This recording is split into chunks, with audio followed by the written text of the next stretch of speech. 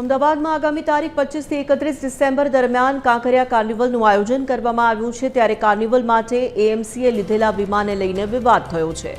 Oriental insurance company પાસેથી એએમસીએ public વીમો લીધો હતો, જેને લઈને કંપનીના વીમાના નિયમોને લઈને પ્રશ્નો ઉઠ્યા હતા।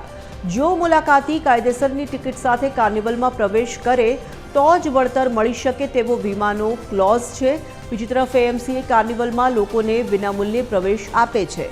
એએમસીએ 5000 કરોડથી વધુનો પબ્લિક વીમો લીધો હતો। જો કે સ્ટેન્ડિંગ કમિટી ચેરમેને કહ્યું કે ટિકિટ હોય તો જ વીમો ક્લેમ કરવા લાયક ગણાય એવો વીમા કંપનીનો ક્લોઝ દૂર કરવા અધિકારીને આદેશ આપવામાં આવ્યો છે।